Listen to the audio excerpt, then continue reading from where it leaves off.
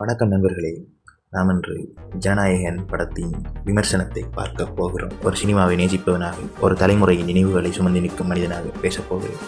ஏனென்றால் ஒரு ஹீரோவை விமர்சிக்கலாம், ஒரு கதையை விமர்சிக்கலாம், ஆனால் ஒரு தலைமுறையின் நினைவுகளை யாராலும் விமர்சிக்க முடியாது. இயக்குனர் வினோத் ஒரு கமர்ஷியல் திரைப்படத்துக்கு தேவையான அனைத்து அம்சங்களையும் அனைத்து இந்த படத்தை உருவாக்கியிருக்கிறார். சில இடங்களில் திரைக்கதை மெதுவாக செல்லும், ஆனால் சில காட்சிகள் ஏற்கனவே பார்த்தது போன்றும் உணர்வை தரும்.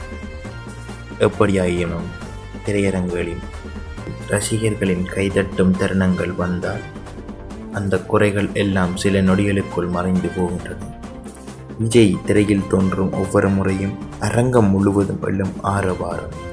அது ஓரில் அவர் உருவாக்கிய நினைவுகளால் தான் அளவிடப்படும். நம்மில் எத்தனை பேர் பள்ளி முடித்ததும் நண்பர்களுடன் விஜய் படம் பார்க்க ஓடியிருக்கிறோம். முதல் சம்பளத்தில் காலம் மாறும், ஹீரோக்கள் மாறுவார்கள், சினிமா மாறும். ஆனால் சில மனிதர்களே வரலாறாக மாறிவிடுவார்கள். விஜய் அந்த வரலாற்றில் ஒரு முக்கியமான பெயர். அதற்குத்தான் அனிருத் இசையில் ஒரு பேரே வரலாறு என்ற ஒரு பாடல் இத்திரைப்படத்தில் இடம்பெற்றுள்ளது. இதனை திரைப்படமாக பார்த்தால் ஜனநாயகன் ஒரு சில குறைகளை கொண்ட ஒரு நல்ல கமர்ஷியல் திரைப்படம். ஆனால் ஒரு ரசிகனின் இதயத்தில் இருந்து பார்த்தால் இது திரைப்படம் இல்லை, ஒரு நினைவு, ஒரு கொண்டாட்டம், ஒரு நன்றி. அதனால்தான் இந்த படத்துக்கு 10க்கு 10, 5க்கு 5 என்று மதிப்பெண்களால் மதிப்பிட முடியாது. இறுதியாக சிஎம் விஜய் சார், நீங்கள் எங்களுக்கு கொடுத்தது வெறும் திரைப்படங்கள் இல்லை, சிரிக்க காரணம் கொடுத்தீர்கள். ஃப்ரெண்ட்ஸ் திரைப்படம் அனைவருக்கும் நன்று அறிந்தது. அன்று முதல் இன்று வரை அத்திரைப்படத்தில் வடிவேலை பார்த்து சிரிக்காதவர்களே இல்லை. ஆனால்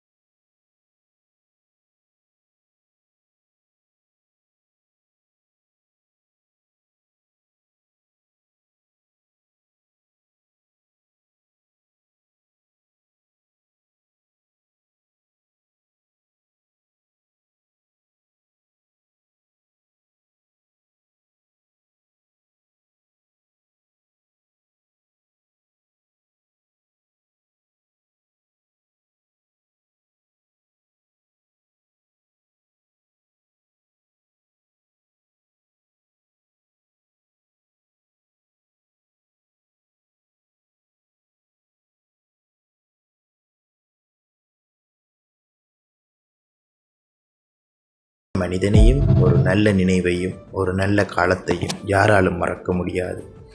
நன்றி விஜய் அண்ணா. உங்கள் பயணம் எங்கு சென்று